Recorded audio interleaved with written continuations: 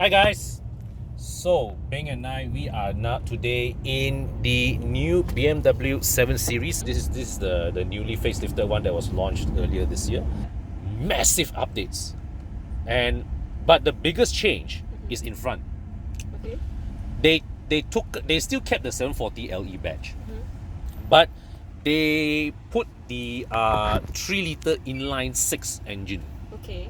to replace the 2-liter 4-cylinder. The 3-liter inline 6. Correct. The So that's the new one. B58. The B58. B58, yes. Isn't that the same one as the Z4? Yeah, correct. Because BMW, they had their engine strategy is they make these few select engines and they throw into every car. Oh. But okay. they tune it, yeah. the engine according to the car's characteristics. Okay. Yeah. Okay, so I'm going to digress a bit. Yeah. So if it's the same as the Z4, meaning it is the same engine as the Supra? Yes, correct. Oh. Yeah, and it fits well into the Supra lineage actually, because you see the origins of the Supra, how the Supra started off existence, it was a derivative of the Celica. Okay, Toyota back in the 70s, I think, they made the Celica available with a range of 4-cylinder engines. Okay. Then they looked at this sports car platform and they said, hey, we need something with a bit more performance, with a bit more refinement. Then they chucked a 6-cylinder engine into the Celica, but they gave it a special name. They call it the Celica Supra. Okay. So, but eventually the Supra name branched off to be a standalone model. Okay. And the Celica also from rear-wheel drive to front-wheel drive, but the Supra maintained its original layout, always of being 6-cylinder, front engine 6-cylinder, rear-wheel drive. So of course back in the mid 2000s, right? Yeah. Toyota saw that there was a reducing demand in sports cars, right? Yeah. So they killed off the Supra at that time. They discontinued it. They eventually discontinued the Celica. They discontinued the MR2 and all that. So the early years of this century was a very sad time for Toyota sports car fans, because they were killing off all the sports cars. But of course, it didn't take long for Toyota to come back. They brought the 86 back, and then we have Akio Toyoda that came in and he promised to bring driving pleasure back to Toyota. So even through Lexus, Toyota developed the LFA. Okay, but you see, the thing is, I think there were a lot of people that were commenting about how Toyota has ruined the Supra name. Yeah. A lot of people are very disappointed, saying that how can you share the same platform? Okay, to be honest, I had similar apprehensions too. And then when I drove that thing, I sort of like I kind of changed my mind. Which one? You drove the Supra? I drove the Supra. Okay. Yeah. So how do you feel? I mean, I guess the difference between us and everyone out there is that we have the opportunity to drive. Okay, so the you drove the Z4. Yes, I drove the Z4. You didn't drive the Supra, right? I didn't drive the Supra. So you drove the Z4. I drove the Supra. Yeah. Now, one thing that I noticed when I drove the Supra, the immediate because BMWs, right? Most of the time when you go from one BMW to another, there is that BMW feel to it. Yes. With the Supra, they managed to dial out certain driving characteristics that it did not feel like a BMW. Okay. It did not feel like, to me, it did not feel like a BMW. Okay. But I still remember. Knowing that it's the same engine as the Z4. Yes. You see, at that time, I still remember that time when we went to the drive at the Sungai Besi Airport. Yeah. Everything was such in a rush. It's like, so I signed up. Then the car came, said, hey, Con, your turn. Then I just, okay, I sit in. Then I just quickly drive. I didn't have time to familiarize myself with the surroundings. Okay. So immediately, I just got on, put on the gear, drive. Well, of course, when I put on the gear, say, hey, BMW gear knob. Okay, fine. But, then I drove. So I think, okay, turn back. It was only when after I finished all my driving exercises, right, that when I actually looked, that was only when I noticed the BMW-ness of the car. So yes, they dressed the car up with BMW switchgear. Okay, the interior is all BMW switches lah. Okay, no getting away from it. The hardware is all BMW. But the driving feel of it, The tuning. yeah, it felt unique. It felt, it actually felt quite Toyota. And I spoke to a BRZ owner, Yep. all right, on that day, and he told me that it really felt more like a bigger and more powerful iteration of the 86 rather than it felt like a BMW. What? More powerful Yeah. 86. Yeah, and you know, one thing I have to point out also, right, globally, Yep. Toyota actually offers the Supra with the 2-liter engine from BMW as well. Yeah, it is actually the first time that the Supra is available with a 4-cylinder engine, but BMW Toyota has opted to forego that. Okay. They are focusing solely on the 3-liter version, which to me is the right call because it focuses the car back to its heritage. The Supra has always been, you know, a balanced sports car with a 3-liter engine. Not a 3-liter engine, with a 6-cylinder engine, rear-wheel drive. The biggest change that they made, of course, I think the biggest change from previous gen Supra is that now this new Supra no longer has rear seats. It's a 2-seater. Previous Supras were 4-seaters. Okay. Yeah. So do you think it's a big concern when people look at the interior and go, "Hey, why got BMW kind of design going on?" Do you think that's something that will put people off? I think it will put people off more if they put customized switchgear and it results in a bigger price tag. Yeah.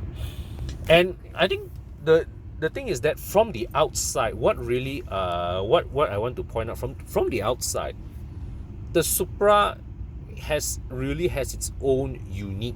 Yeah, I've seen it. There is. It's a beautiful. You see, car. from It's the so outside, unique. the BMW bits of the car, right, you can count by one finger, by a finger on your hand. The door handle, Yep. the side mirror, the brake calipers. That's it. Everything else, every other panel, Yeah. the glass area is unique to Toyota. Okay. But they're very smart. But one thing, they're very smart, right? Yeah. The BMW didn't make a Z4 coupe, so Yes. you know, it gives them the freedom to really individualize the Supra's window glass house. Yeah. Because I've seen it in real life, it looks so good, and if I didn't have the knowledge that it was associated with the Z4, I wouldn't have known at all. Actually, I think the front end of the Supra, it pays homage to the previous gen A80 Supra. I rather like the curve of the headlights. Yeah, that curve is very unique. Yes, That yes, curve is yes, something else. yes. But I think the other thing also is that back in the day, the A80 Supra, it was competing against the likes of the GTR, the Honda NSX. Yeah. Both of these cars, their successor models have now advanced to significantly higher outputs. Okay. Whereas the Supra is still factory rated at about 340 horsepower, but Autobus recently proved that it's closer to 370. Right, guys, if you have not done so, go to Autobus, watch their dyno run of the Toyota Supra. Okay, very good stuff. Actually, I am not at all surprised because when I drove the Supra, it did not feel like it had just 340 horses. That thing really goes. Okay. It really, really goes. Okay. Yeah. But do you think horsepower plays a huge role in this? Honestly speaking, right, in day-to-day driving, you don't need much more than 300 horsepower to go fast. Yeah. What you really want is what really makes the driving part more enjoyable really would be the balance, Yes. right, and the interaction between you and the car. Yeah. You know, there was that time when I was driving the Supra on the airport strip, the slalom exercises, I was surprised, you know, the car is damn playful. Yes, Yeah, that's nice. there were a few occasions where we got the tail to wiggle a bit. And I actually asked the instructor, hey, did you off the traction control? He said, no, the traction control is on. So it shows that it is the traction control is quite a liberal setup where it gives you a bit of leeway to have some controllable. Yes. And you, even though that when you felt the tail swing a bit, you're not scared one. Okay. You're not scared. You can catch. You've got this. You've got this. Yeah. It's like, to me, coming from my MX-5, everyone keeps telling me, you don't have enough horsepower, you don't have enough torque, you just don't have enough. But to me, it's enough. Right? You don't need. You need that connection with the car, that playfulness with the car. Yes. So, like, I would imagine a car like the GTR, I would not dare to exploit anything more than 40 to 50% of its full potential. Whereas with the Supra, I think I have the courage and the skill to go slightly higher, maybe to 50-60%. So you enjoy a bigger fraction of the car's potential. Understand. Yeah. It's more appealing to people who like some cars with higher horsepower and higher amount of torque. You feel like you need a certain level of skill in order to push that car for you to be able to enjoy it. Yes, and also one thing, right? A lot of the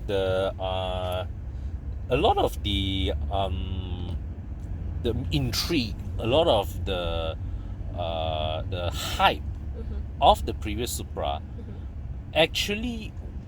is actually thanks to the modding scene. Okay. We all know that the old Toyota GZ blocks are very, very robust. All right.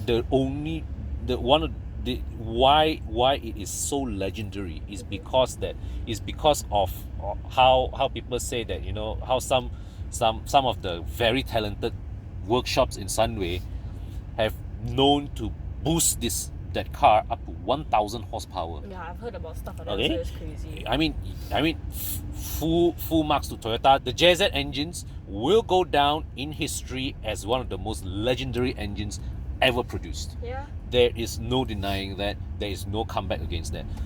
But the point is still this: a lot of the intrigue towards the old Supra is exaggerated because of what the tuners extracted from the car, and it's the modding scene. Yes, it's a lot of it is due to the modding. The standard, if you look at it from standard car to standard car, the current Supra actually has made quite some significant advancements over the predecessor.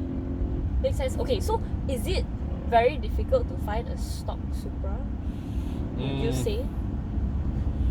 It's not easy and it's not cheap.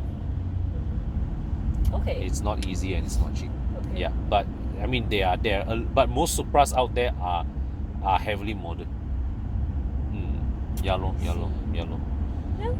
So I mean, there you have it. The new Supra. It's. I have to admit, I also looked at that car with a bit of skepticism myself. I also was a bit like the armchair critics. You know, Bobby and I both were saying, why did they have to call it the Supra? I mean, we did not have any.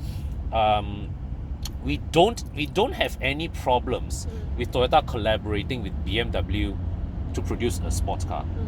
They did a very successful partnership with Subaru for the 86. Produced a fantastic product, and I think this new Supra is going to move along in that direction. Okay. I mean, but at that time we were thinking they could have called it something else. At that time lah. But after driving it, do you agree that they call it a Supra? I think that car drives very, very well, and I have absolutely no objections of it being called a Supra. Can't wait to drive it now. Can't wait to drive it now. Can't wait to drive it now. GC Mark. Yes, please don't jealous. We are damn jealous of you, lor. Okay, so So we digressed a bit there. Digressed a lot there. Digressed a lot there. So yeah, so I'm just going to cut all of what I said just now into one video, and we will review the set. We will do a separate video again to review the 7 Series.